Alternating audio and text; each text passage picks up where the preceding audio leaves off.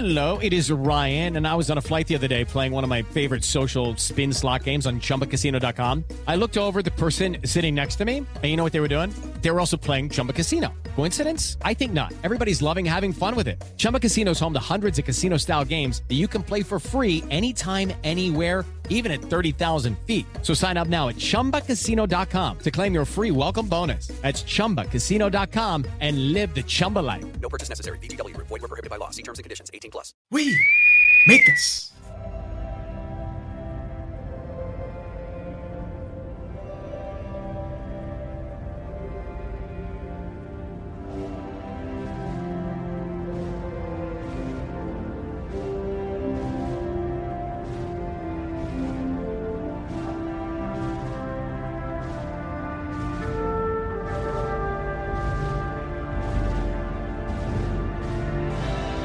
Welcome to We Are Starfleet, a Star Trek Discovery and now Star Trek Strange New Worlds podcast. I am your host, Ashley Thomas, and today I'm joined by Baz Greenland. How you doing, Baz? I'm good, thank you. Looking forward to chatting Star Trek Strange New Worlds.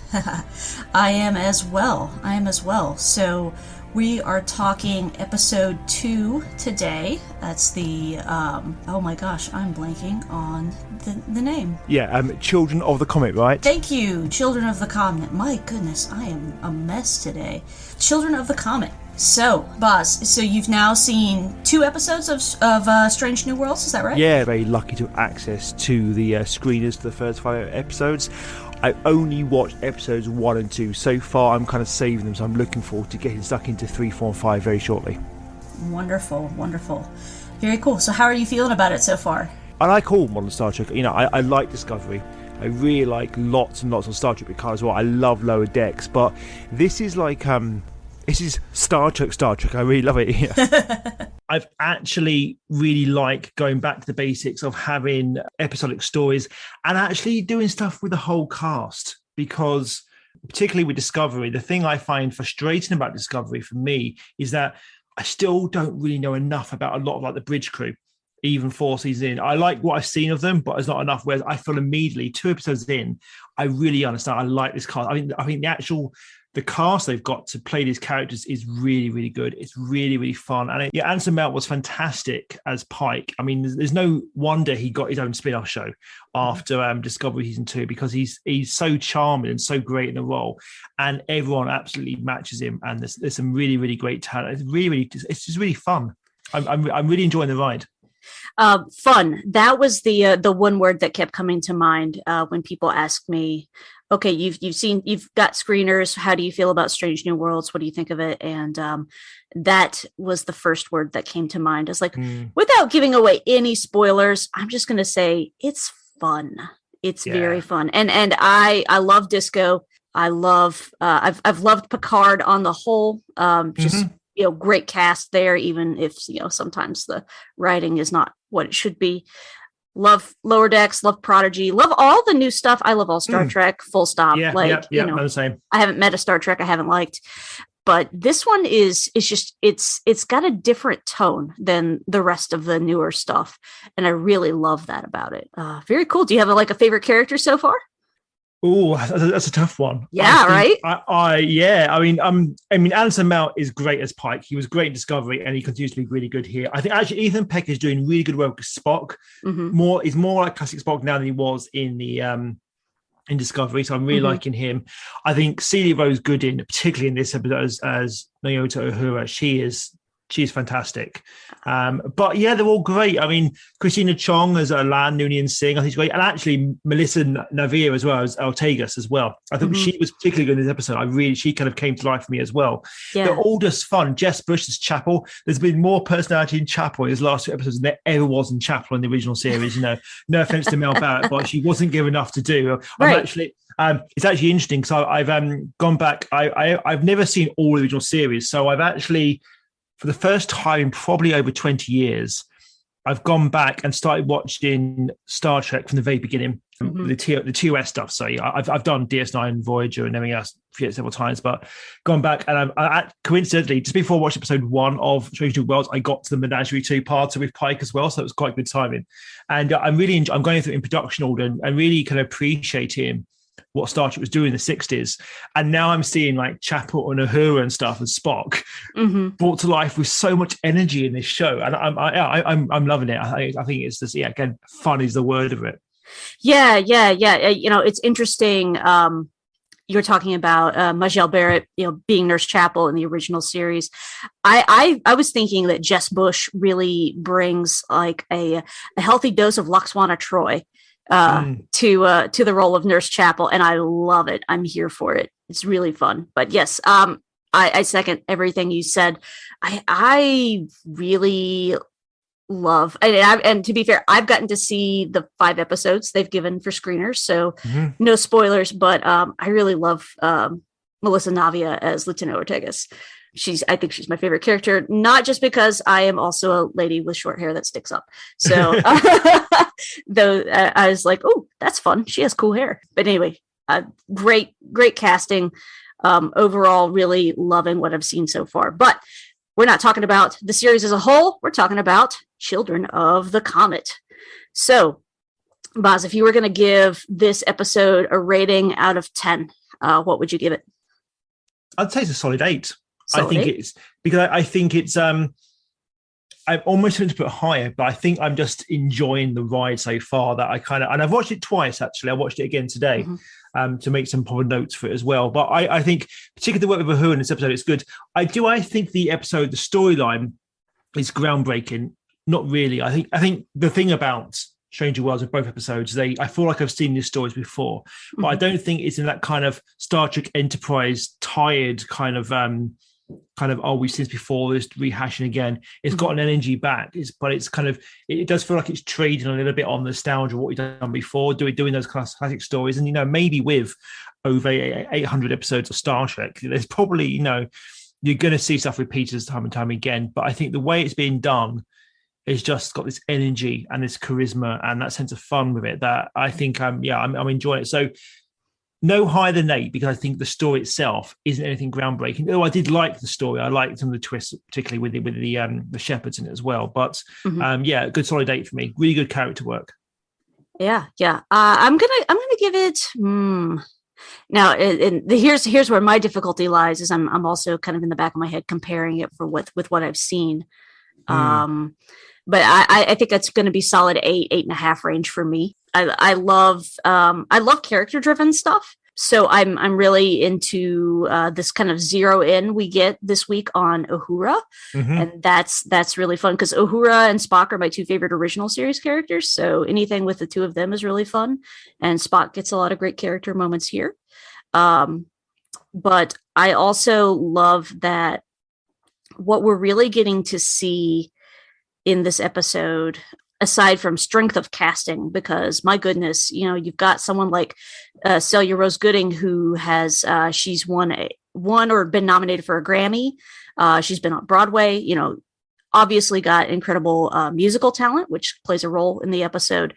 But she's able to, embody those same kinds of characteristics that Nichelle Nichols brought to the role, but also, and then some, just giving it that little extra oomph.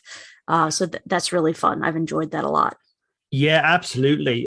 I liked the portrayal of Uhura in the Kelvin movies, but that was kind of just trying to give something to do because Nichelle Nichols wasn't given anyone enough to do. And actually watching the original series now, when Nichelle Nichols gets stuff to do, she's fantastic. She really has this energy and this fire and this conviction in her performance, and there's a lot of singing as well. So I like how they brought the musicality of Uhura from the original series into this. It's not just the feathers thing in Star Trek 5. She actually does a lot of singing in the original series as well. Right. So I like that, but it's she wasn't given enough to do, and I feel like, unlike the Kelvin version, although Zoe Zalander was fine as the role, I think she did a lot of good work with Uhura. This feels to me like an earlier Nichelle Nichols Uhura, but obviously with a lot more depth because we're giving it for these characters a lot more depth than they ever would have done in the original series. Right. Absolutely. Cool. Well, let's begin at the beginning. So we've got an opener. We've got a monologue from Uhura, She's about to go attend a gathering in the captain's quarters, which is a big deal. And she was told that she needs to wear her dress robes. Gosh, that's Harry Potter. Her dress uniform. And she's greeted at the turbo lift by Lieutenant Ortegas, who is decidedly not in dress uniform. Oh boy, the hazing. That was funny. Yeah, I like that, and all that opening. I mean, it's actually an 8-minute pre-TARDIS because I was surprised how long it actually was. But yeah, again, all that character work. I love the stuff with Uhura, and that she sticks up for herself. You know, she says that her father said he was unburdened by conversational boundaries. I like that line. And, I was like, girl, same. And yeah, I really liked actually. She sticks up for herself. And, she's obviously been hazed by Ortega, right. But I think, and Phil comments on it. Obviously, the captain comments on it as well. But I was saying to him, I really like the informality of that whole dinner sequence when she gets there as well, and particularly with Hemmer. I love that Hemmer's an Anar from Enterprise and not an Andorian. I think that's really great as well. Yeah, that was a deep cut. I was like, I know I've seen Anar before, but I couldn't remember where, and it was Enterprise. I've watched all of Star Trek in very quick succession when I first watched, and I've not really seen a lot of the episodes with the Anar since then. So I did Enterprise last year. So actually, cool. it was for a second time ever. So that was season 4 when it got really good. So I remember the Anar from there. So that was a nice little bit there. I'm seeing what we do with Hemmer, particularly as his blind, precognitive chief engineer.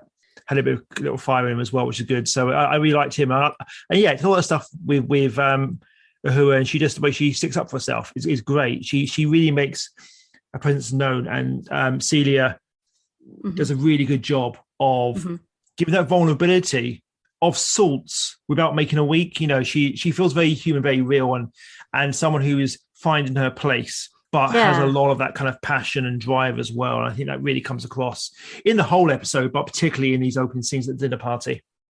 Yeah, definitely agree with all that. Neat point of trivia. Bruce Horak, who plays Hemmer, is 90% blind as well. So I love that they've incorporated, they've cast a blind actor to play a blind character versus a sighted person playing a blind character. I think that's really cool. We got a second blind chief engineer now as well in Star Trek, which is that's who was the first one? I'm forgetting. Geordie. Oh, oh my gosh.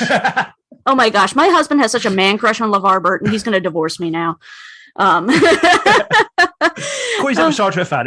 Yeah. Oh my gosh. I can't. I see. And I never even think about it. I just think, he's wearing a cool visor. But no, you're absolutely right, man. I am wildly embarrassed now.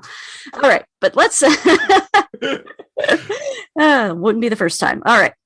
Cool. Yeah. So we've got this fun gathering in the captain's quarters. I'm kind of giggling at him opening the door and be like, dress uniform. That's fun. But it's like, come have a drink. I've got to tend to the ribs. And I mean, having a full blown cookout in your quarters wasn't a thing that I would have thought about on a starship. Those quarters are huge, aren't they? Oh my gosh, they're massive. I was like, that's bigger than my whole apartment. But yeah, really, really cool way to kind of get everybody seated around the table. I thought that was really neat. Hear stories. You get a little bit of backstory about Uhura. Now, because I've only really watched original series all the way through once, and I've seen all of the original series movies once, with the exception of Motion Picture and Wrath of Khan. I've seen like 2 or 3 times. Do we get Uhura's backstory prior to this? I can't remember. Not that I've seen in the original series. I've watched a good chunk of season 1 so far. I'm not sure. They might have mentioned the Kenyan heritage at some point, maybe in the movies. I think she might say something in Kenyan, maybe. But I mean, I've watched the TOS movies several times, but I can't remember off the top of my head if there has been really much to it. I think so. We certainly get a lot more here than we ever have had before. Yeah. I was thinking in particular of the story about her parents and brother dying in that accident. Yeah, that feels new to me, but it might. But there could be a thing about it. They obviously there could be a throwaway reference to something later on in the series that maybe wasn't mentioned, but I'm not aware of it anyway. Yeah. So, at minimum, new to us information about Uhura. It is Ryan here, and I have a question for you. What do you do when you win? Like, are you a fist pumper, a woohooer, a hand clapper, a high fiver? I kind of like the high five, but if you want to hone in on those winning moves, check out Chumba Casino. At ChumbaCasino.com, choose from hundreds of social casino style games for your chance to redeem serious cash prizes. There are new game releases weekly, plus free daily bonuses. So don't wait. Start having the most fun ever at ChumbaCasino.com. No purchase necessary. VGW Group. Void where prohibited by law. See terms and conditions. 18+. Lucky Land Casino, asking people, what's the weirdest place you've gotten lucky? Lucky? In line at the deli, I guess? Aha, in my dentist's office. More than once, actually. Do I have to say? Yes, you do. In the car before my kids' PTA meeting. Really? Yes. Excuse me, what's the weirdest place you've gotten lucky? I never win and tell. Well, there you have it. You can get lucky anywhere, playing at LuckyLandSlots.com. Play for free right now. Are you feeling lucky? No purchase necessary. Void where prohibited by law. 18+. Terms and conditions apply. See website for details. And really kind of so how did this young lady end up knowing 37 languages? My goodness, that's insane. But yeah, getting some cool backstory for that, adding another layer of depth to the character. What did you think of Captain Pike's stumble when he asked, where do you see yourself in the next 5 years? Well, that's really interesting. I mean, I really like how they're playing this angle of this time limit and knowing his fate, and knowing his fate is it's pretty grim as well. What's going to happen to him as well? Obviously, there'll be some sort of resolution with him now. He lives in this kind of dream world with Telosians, but that's kind of unknown to him at this point. I mean, there's a couple of nice scenes with Una as well. Number one as well, talking about the cadets he saved and the fact that they're children at this point, and he actually sees their records at the end as well. I'm kind of jumping ahead, but the fact that it's not just his fate that he's connected to, is actually the lives of these cadets who are currently children that he's going to save. And so it kind of gives himself meaning, but at the same time, there's an interesting angle being taken with the idea of, do you resign yourself to your fate? It's a heroic but tragic fate at the same time that he's got. And I think certainly with Una, she's there saying, well, it doesn't have to be this way. She's at the end of the episode as well. So I don't know if they're going to do much more or not. They obviously had him the visions in the reflection of the first episode, and obviously there's a discussion with Una in this one. I don't know if there's going to be more to that or not, or it's just going to be something, a kind of an extra facet to the character. But I like what they're doing with this, and I think the way that Anson Mount delivered that line, that kind of stumble was very well done. The idea, the kind of the casual thing, where you see yourself in 10 years, which is probably a very, something obviously he's done many, many times before. And then there's so much more context and weight behind it this time. It gives a really interesting angle to his character, because I think up until that point in Discovery, he seemed very, more so than the kind of wearisome Pike we saw in the cage. He seemed kind of very kind of full of energy and life, and he is stuff. He comments in the first episode he loves this job, and I think he did it in this episode actually. When all the debate on the bridge, I love my job, it's great. He really enjoys what he does, but it kind of feels that it's like he's living life to the max because he's got a time limit. I don't know if they're going to do more of it, but I think that I like what they've done with it so far. Yeah, it's definitely it was definitely a sobering thing to hear him express, where are you going to be in 5 years? And he's like, I'm going to be halfway to not who I am now. So I did like the kind of intimate let's wash up the dishes with Una. I thought that was really, really nice. Kind of shows a level of friendship that they have. They are, yes, they're co-workers. They have, big jobs to do. They obviously, she's second in command on the ship. They work closely together, but they have a level of care and understanding. I thought that was really a nice touch. So we we're back out on the bridge. We find out a comet is going to hit a planet, Persephone, with some numbers that I don't remember. And we take shots at the comet, try to blow it up, veer it out of the way. And fun fact, Comet has shields. How do you feel about that? It's a really fun pre-title hook because there's that having all that lovely character work. That fun bit with Spock, the joke thing, which is very TOS and has relevance as well. The idea of finding a human in a terrible situation is a very TOS kind of original Spock thing they do as well, and all that character work and Celia Rose Gooding being so charming and confident and really steering the show. Then you get that fun sequence on the bridge to kind of cap it all off. And I love seeing Pike theorizing with his crew how they're going to come up with a plan. We've got a plan to see before Christmas. I love my job. It's great. And then, oh crap, it's a force field. It's because it feels very business as usual, and then throws a slight spanner in the works. And I think that was interesting. That's a really kind of fun pre-top hook. Yeah. That was a neat draw in for the episode. I really enjoyed that. Yeah, it's a bit more than just they're going to stop a rogue asteroid from destroying a planet. We've seen that 100 times before, so it's like a little bit different. Yeah, not groundbreaking for Star Trek, but it's a slightly more different, slightly more interesting than maybe what I thought the episode was about. Right. And if you'll remember, parts of this episode were in the teaser trailer. So you've got, for me, it was like a matter of, okay, this is where this is from. I'm putting together the pieces now, and wasn't quite what I expected. So we've got our crew suiting up to go down to this comet or this asteroid and figure out what's going on. We've got Sam Kirk, yes, mustache and all. What do you think about?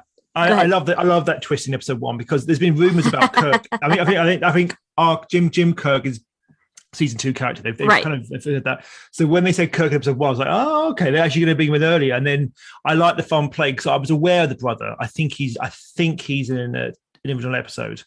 Yes, he is. And I had totally forgotten about that.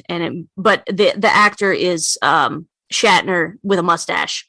Yes. So I love that they've cast someone who looks so much like John Paul Westlake, I believe is the guy who is playing him in season 2. Yes. Mm-hmm. Who looks a lot like him, but slap a mustache on. That's fun. Yeah. It's basically the Wario version of Kirk, as far as I'm concerned. Wario Kirk, I like it. Yeah. So you got Wario Kirk / Sam Kirk, Uhura, La'an, and Spock. All going down to this comet. Can't shoot it down, but you can teleport on there or transport on there. So suiting up. I love these suits, by the way. They kind of make me think about Alien, which is my all-time favorite movie. Yeah, there's a lot of Alien vibes in this actually as well, isn't there? So, they're great, yeah. Glad I wasn't the only one that thought that. Yep.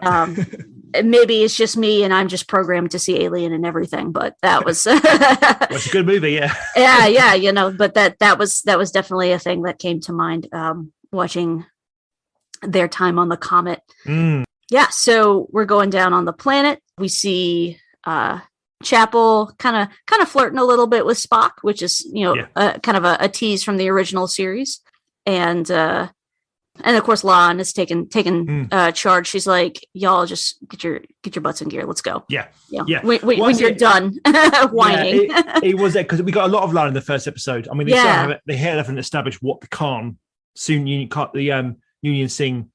It's got to have some relevance. I know Khan's not going to show up, but I'm sure there'll be some kind of relevance later down the line, maybe. But I thought Christine Chung was really good in this episode. I think very different because I think it was a bit more depth to her in the first one. We found about her past, and she was obviously the temporary first officer. Here, she's a bit more brisk, no nonsense, kind of a Worf almost like shoot first, ask later type thing, which I quite liked actually. She's very, very droll in her delivery, and I like that throughout the episode. Yeah.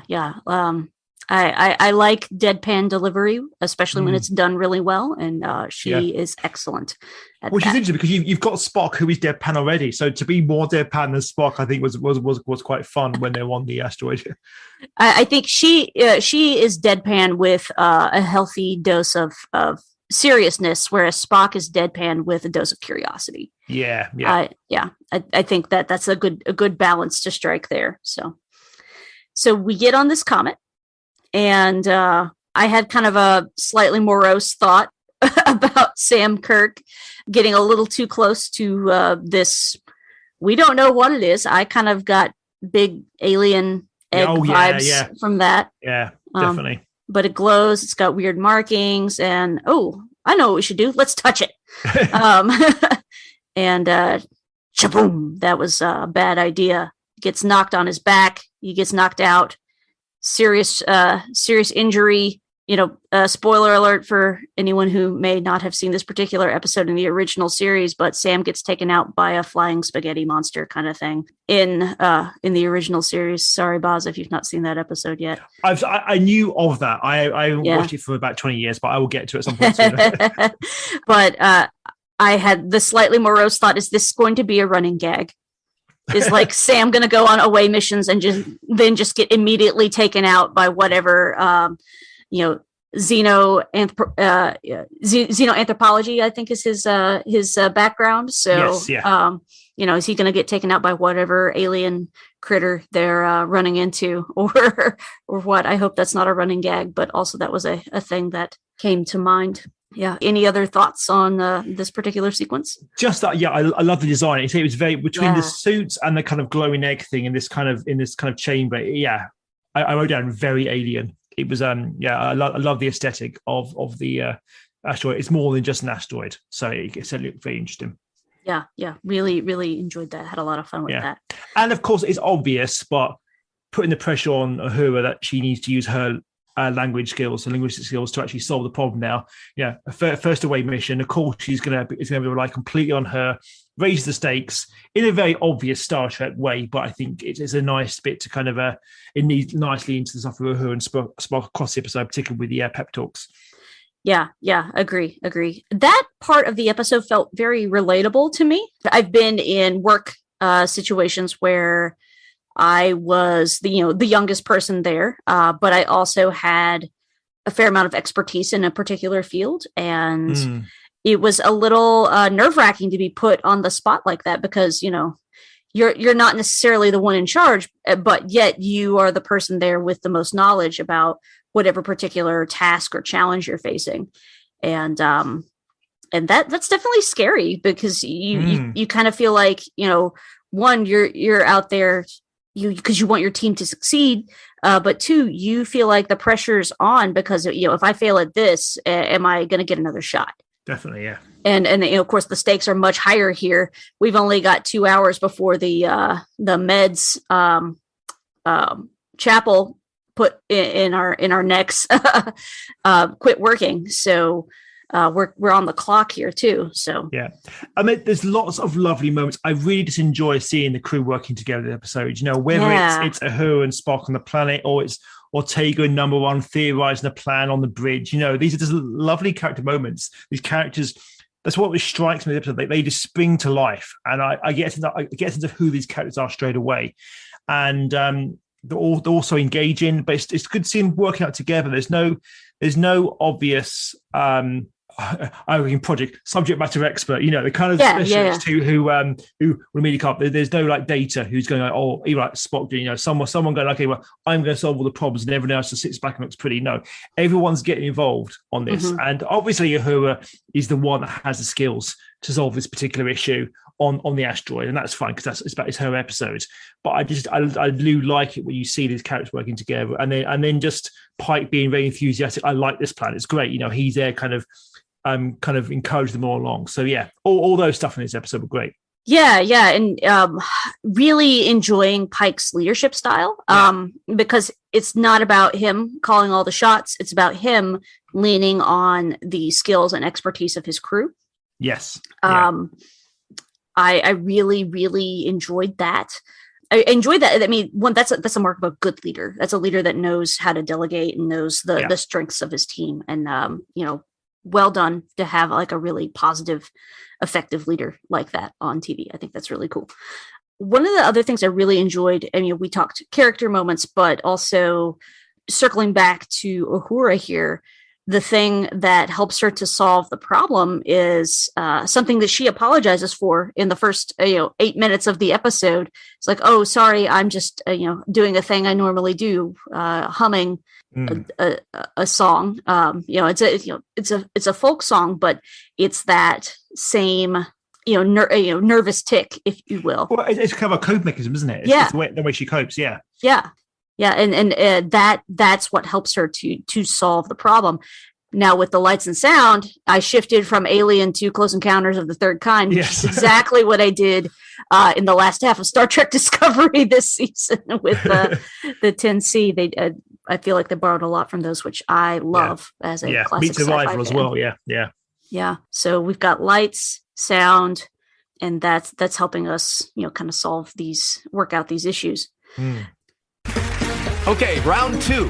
Name something that's not boring. A laundry? Ooh, a book club. Computer solitaire, huh? Ah, sorry, we were looking for Chumba Casino. That's right, ChumbaCasino.com has over 100 casino-style games. Join today and play for free for your chance to redeem some serious prizes.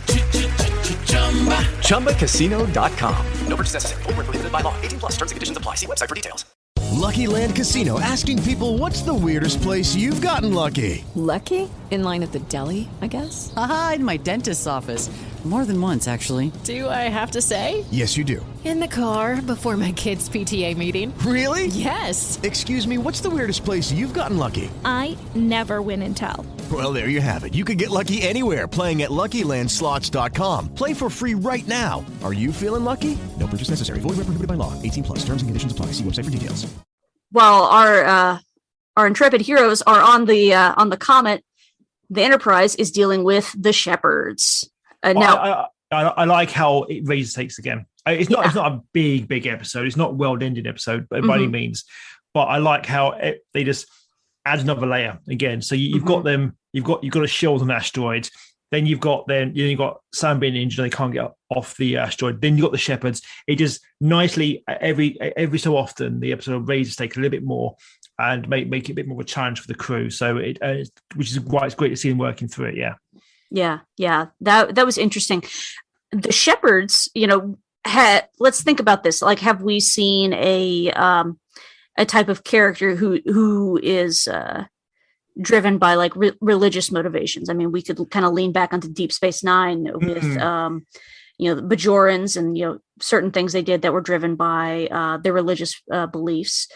I mean, this one's a little bit different. I mean, he calls them a zealot, and they're not quite. I think they're quite a zealot, but they're. I mean, apart from like Kai Wynn, who actually wasn't about the religion; it was all about the politics Kai and power. Wynn. Anyway, love Kai Wynn. She's brilliant and horrible at the same time. But agree. That's a DS9 conversation. But I think with DS9, it's a bit more spiritual, whereas I think this is a bit more kind of.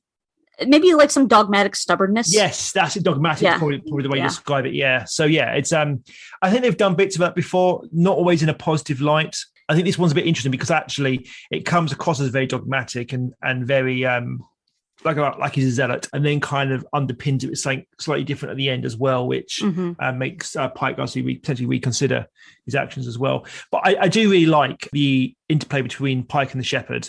It very Kirk vibes actually, with him trying to negotiate with them and trying to be respectful, but like put them on hold and try to. It was doing like the Corbin maneuver from Star Trek, and obviously Rafa Khan, he's trying to bluff the enemy a bit as well. So I like those moments, seeing you've seen him with that leadership style, and then you see him kind of facing off against the superior force, because that's a big ass ship the Shepherd's had.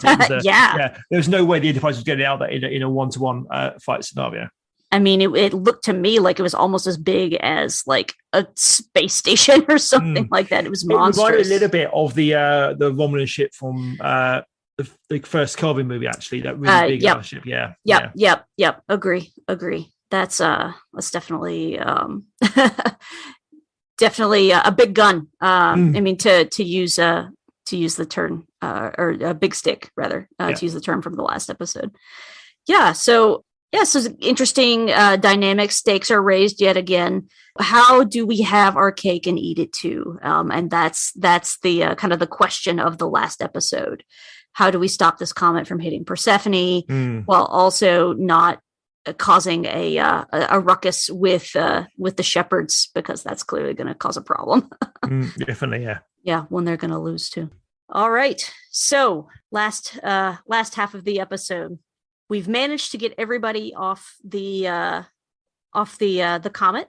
Sam Kirk is in sick bay, getting some help for his injuries, and Uhura's got some info about how they can communicate with the Comet, but can't quite get what they need from it for a while. So we've got to come up with an alternate solution to not touch the Comet, as the shepherds have requested, or face, certain consequences. But we also don't want the Comet to hit the planet. So Spock gets to do a zoomie in a cool little runabout. That made me think in some ways of again, we're both getting Kelvin timeline. Oh yeah, vibes from so. That, like the little ship older Spock drives in that one, and I think young Spock drives a little runabout kind of ship, doesn't he? Yeah, I think he does. I think there's a lot of Kelvin stuff in this. I think because it's original series era Enterprise. Mm-hmm. I think it's probably and it looks big and glossy. It's obviously glosser than it was in the 60s because it's on a modern budget. I think it's going to draw upon those Kelvin universe vibes. Also, because it's a bit more high adventure in the old classic era style as well, compared to more like cerebral nature of Discovery or Picard as well. So I think naturally there are going to be moments that will feel like that. But I don't think it's a bad thing. It's actually, again, the Kelvin movies are fun. Yeah, I agree. 2 less so. I think I had a lot of problems with 2, but certainly the first one and beyond, they are really, really fun, and there are lots of high octane adventure, and they can be lots of great humor and action. I think this is what this series is nailing with this, and so you get a lot of it in this. It's again. So yeah, the whole stuff with Spock whizzing around the asteroids in the shuttle was great, and it's a really, really, really fun sequence. Mm-hmm. Yeah, really, really enjoyed that. And I thought that was very clever as well, because you are abiding by what the shepherds have asked. We're not touching it. I forget the name they call the Comet. I try to remember that the kind of shrine they were talking about on the asteroid. Yeah, it's funny. I keep wanting to call it Muad'Dib, and I know that's not right. That's Dune, but still. So Spock's zipping around the Comet. He's not touching it, which is cool. But the heat that he's giving off is making the Comet smaller and smaller. So, breaking off little parts of it without actually touching it, which I thought was very cool, very clever. But then the shepherds still kind of call the bluff on the Enterprise. And so we've got to pull some shenanigans to try to keep them from firing. And Pike does a really cool job here, making a point of saying, well, if you blow us up, we will blow up the Comet, and that won't work for you. And so, we need your help. Can you tow us, give us a tow, basically. Again, it reminded me of the Corbin maneuver from the first season of the Kirk's Trek. They're kind of calling that bluff on the enemy, the adversary, I guess. And I like it when Star Trek, they kind of find their ways out of these situations by being a little bit clever, and that's what that's always fun. Doctor does it in Doctor Who all the time. When they're trying to find a situation which you wouldn't have thought about yourself, and you go, "Oh, I like how they're doing that." And I think that's what they do really well here with the idea of not touching the Comet, but actually changing the Comet slightly, heating it up just to kind of push it out and break a bit off as well. So yeah, it's all very fun. And again, while you've got the action stuff with Spock with the shuttle, you've got that interplay between Pike and the Shepherd as well, which is great. So you've got that kind of negotiation stakes going in one sense and the action stakes in the other, and Spock under threat as well, which comes lovely in that zone when Spock laughs, which is really, really awkward, because sometimes things go so badly you have to laugh. So that the Spock laughs is a fantastic. Is wonderful. And it's I have decided that Ethan Peck should be hired to narrate all books that are considered exceedingly boring, so people will actually read them and know what's in them. Because apparently there might be important information in boring books, but that's the only way you're going to get me to listen to them. But hearing Spock laugh, that's fun. It was weird, wasn't it? It didn't quite work. I mean, you had Spock singing earlier, But I've got to say again, see, you said about the Grammy, because the notes she was hitting on the asteroid were fantastic. I like that Lara was like, I'm not singing. I'm not singing whatsoever. And then Spock was trying to do his best to hit those notes. But yeah, Celia was fantastic. But yeah, so you've had him singing and you've had him laughing. So you got aspects of Spock you may not have seen before, but it is still when it felt very Spock. And that's what I'm enjoying with Strange New Worlds is, I think the Spock you saw in Discovery, you kind of had to take it with a little bit of a pinch of salt. Okay, this is Spock who's kind of slightly broken. He's beardy Spock. He's kind of he's on the run. He's he's not quite the Spock we know, but he had to kind of be the Spock we know and love now in this. And I think they're doing a really, really good job of having fun with that, doing things like the laugh in this episode, while still making him feel like that slightly wise. The stuff with who in this episode, they kind of plays that mentor role. So whereas when the pep talks to me, it kind of talks at the end of the episode, the beginning of the episode, in the corridors as well, about where she should stay in Starfleet as well. All feel very, very Spock. And, things like them having a laugh and Spock not understanding Hugh in the beginning, it's very old school Spock, but I think it works really well. And Ethan Peck is doing a really good job. Do I think he's quite nailing? He's not nailing Leonard Nimoy performance. But I'm kind of okay with that because it's all an interpretation of them in a slightly different period. Yeah, and we've got to keep in mind this is Spock, younger than what we know on original series. But I thought this, especially with the vocals, was kind of a nod back to, I think it's Charlie X. It's the second episode of original series where Spock is playing some sort of Vulcan auto harp kind of thing. Yes. And Uhura sings, And Uhura sings with him. And I thought that was, this is their first duet, if you will, or well, I say I like how they bring those elements of Uhura. They've watched quite a few episodes of the original series in the last few weeks, and Uhura sings a lot in the break room. It's great. It's actually kind of part of she entertains the people on their break in a way, and music's a big part of her life. So I like they brought that into the episode. Yeah. And just playing to actor strengths as well.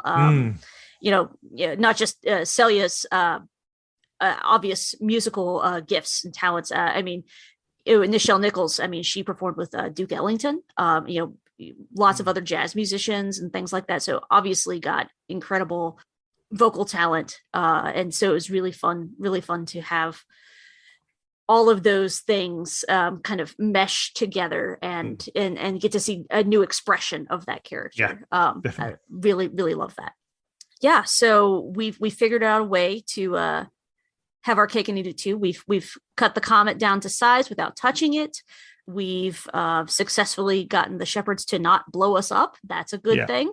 And we've prevented the comet from taking out planet Persephone, but the comet hits, and instead of taking out the planet, it causes rain to fall. And the chunk of ice. And so it seems like this is either a pretty uncommon occurrence on this planet, but maybe not the first time these folks have ever seen rain. But by the way, costuming on this planet is insane. Well done, costume department. Holy cow. Like, I just kept staring at the screen. Yeah, I was watching my wife. That's very Star Wars. Like, that's a good thing. I like it. I definitely got Star Wars vibes from that. Lots of Tatooine vibes from this. But just looking at like the beadwork and I cosplay a little bit. I have friends who are. They get sponsorships on Instagram from different companies because they're that good at their cosplay and the just knowing the work that goes into making like. All that beadwork and stuff. I was like, that is such an intense costume for one episode. Are we going to see these people again? Are these going to get reused? It's two scenes. It's one at the beginning, one at the end, and the designs were fantastic. So I know only two of them, but even so, it's a lot. The alien designs and the costumes were fantastic. Yeah. So well done, costume department. But so the planet is now going to be capable of more plant life. Obviously there's life on the planet, but but life and then some. Because of the rain now. So you've forever altered this planet's climate ecosystem. So I like that stuff. Yeah, it did. I do wonder if the whole thing of actually it was foretold and the planet was going to do that with the message seemed to. I know it was kind of play on that whole religious angle and other shepherds right actually in the first place because it was always predestined. And I guess this is the one little bit I kind of wasn't as convinced on the whole, and it ties back to predestiny and obviously Pike's predestiny with what he's going to do in 10 years' time. But the idea that the planet was always going to go close and it was going to break off an exact size of a piece of ice that Spock does. It's almost like the planet needed Spock to burn off the ice to do it, and they always knew it was going to happen. I kind of felt that there was a little bit of ambiguity. I kind of would have thought it might have been, it could have been a little bit more ambiguous though, that maybe Spock did it and broke off the ice with the heat and it happened, and the shepherds were like, okay, that's fine, that's what's meant to happen. But it was almost played off, well, this was always going to happen. And I don't know, that kind of felt a little bit too, I don't know what to describe it. For Star Trek, maybe I said spirituality, particularly what Bajorans mentioned in DS9. Right. There's always been a little bit more attempt at hard science behind it, and this one felt a little bit more too removed from that to feel maybe a bit satisfying. It was fine. I like the idea that by breaking off the ice, it moved the planet, and they didn't touch the asteroid, and it brought life to the planet as was meant to. But I don't know, just a little bit. It's the one bit that didn't quite ring true for me. Yeah, so I had an equal and opposite reaction. So I thought that was really fascinating, just because I mean, we, obviously you and I pretty well versed in Star Trek. We know Gene Roddenberry is, particularly in the original series, didn't want any real mention of religion. Yeah. We don't, even into Next Gen, we still don't get that much of it. Deep Space Nine is the first Star Trek post Gene Roddenberry's passing, and it's also the first time we really get an in-depth look at how does religion play into life, in the Star Trek universe. And this is really, what we get in this episode is the only knowledge we have of the shepherds. We don't know, do they just follow comets throughout the universe and then see them to their end? I actually thought this was really interesting because, I mean, they make the point to say the comet was always going to end up this way. This was its trajectory before Spock did his zoomies around the comet. Yeah. And so you're left with this question. Yes, it seems like this comet was on a predetermined path, and the shepherds, you have to let it do what it's supposed to do, and you can't interfere. I mean, again, we have this non-interference, prime directive. Well, and that's what I really like. I love the about we can't let a planet be destroyed by an asteroid. Right. But we've got to respect your culture. How do we get around? Which I think was very cleverly done. So I thought the way they dealt with that was very cleverly done. It was just the kind of idea was it always going to break off this exact shard of ice? And it was the message from before. It just felt a little bit too removed from the kind of science I would expect from Star Trek. But I like the dilemma around it and how do you balance these two worlds? How do you balance the respect for someone's culture and also not let millions of people die at the same time? Mm-hmm. And I mean, Picard is accused of quoting Shakespeare, so let me join Picard in the chorus of "There are more things in heaven and earth, Horatio, than are dreamt of in your philosophy." And so you've got this really nice tension between a person's religious belief or faith and the science of the matter is, who is like, we got this information, this is the information we got before we went down on the comet and talked to the glowing alien egg. Yeah. So I just thought all of that was super fascinating, and then to put that alongside the questions Pike is facing, like you brought up about his own destiny or path or predestination. I mean, obviously in this scenario, it had a positive end. No one got hurt. This planet now has lush green life, opportunity for more growth. The shepherds are satisfied. It seems like this is a win-win scenario for everyone involved. Pike's, it's a little more nuanced because he's going to be severely injured in whatever destiny he's facing, and we've got lots of questions still. Is this truly what's going to happen to you? Can you avoid it? Should you be worrying about it? Yeah. Lots and lots of different layers of questions. I think this really parallels nicely with what seems to be kind of the overarching emotional continuity. I think that was one thing in these interviews that I got to do for Fangirlish. I got to interview the cast of Strange New Worlds, which was really awesome. Very jealous, yeah. Super cool.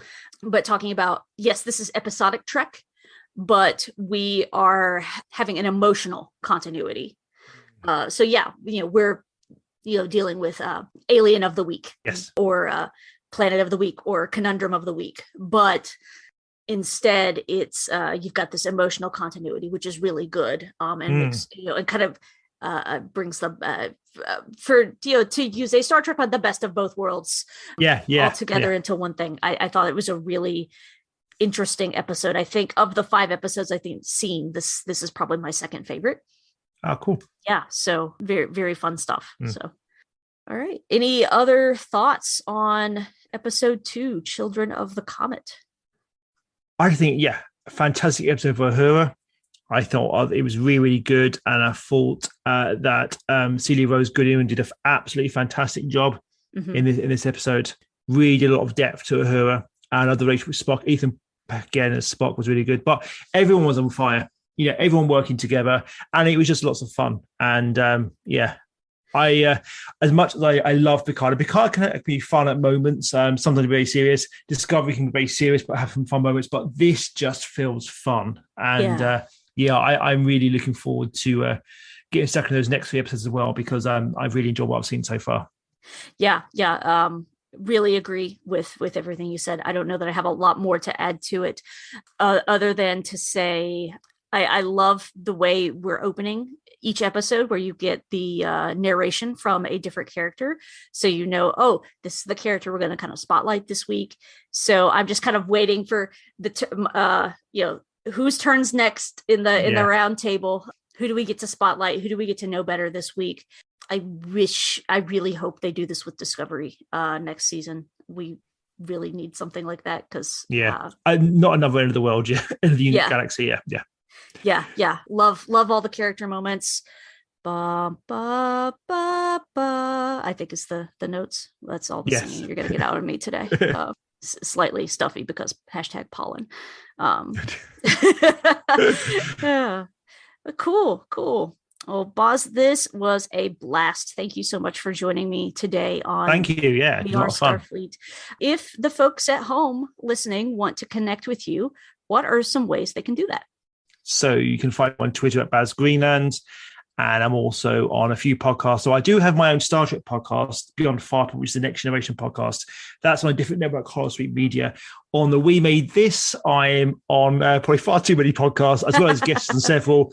I host a new Babylon 5 podcast with Luke Winch, and that launched this year.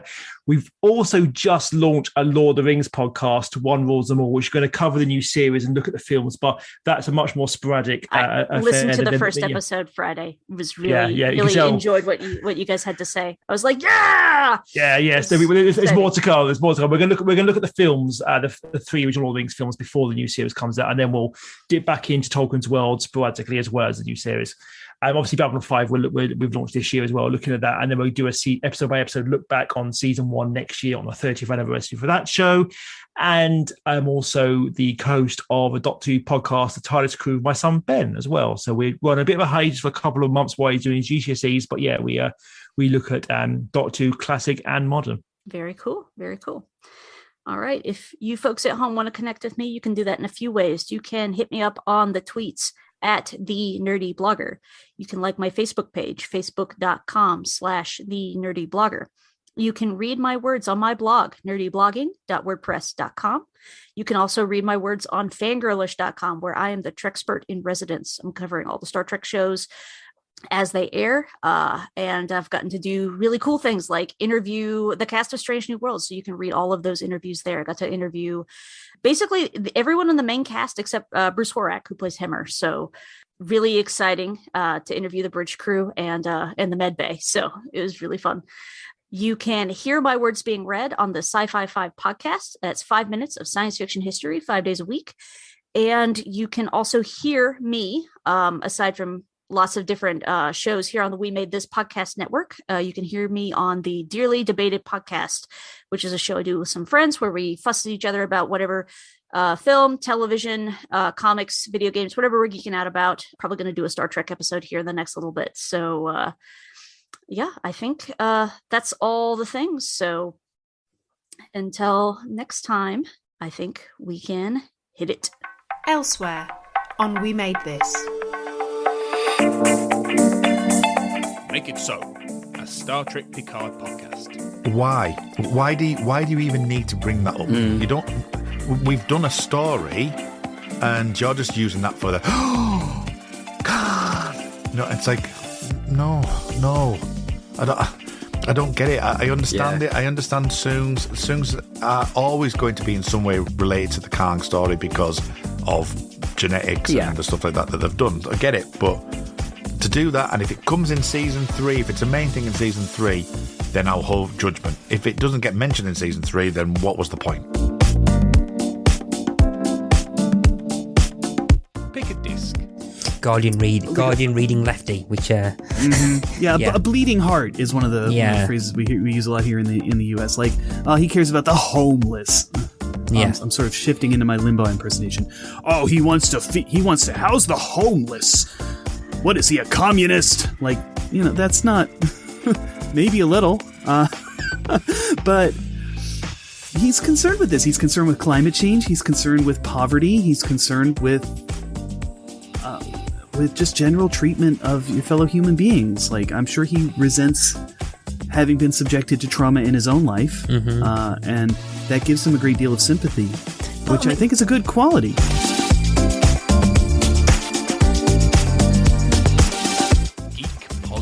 Third one, are the following names of hops US space shuttles or both? Brilliant. First one, Atlantis. No, it's a US space shuttle, but is it a hop? I'm going to say it's just a US space shuttle. Correct. Good. I didn't. Have I got to get best of 3 again? I didn't know that was a space shuttle. Well, that's my poor knowledge. That is. Second one, Galaxy. I know that's a hop because I've seen it in a pub recently. I don't know if it's a space shuttle, so I'm going to say both. Just a hop, that one. Oh, damn it. Next one, Endeavour. Check out all of these shows and more on the We Made This podcast network.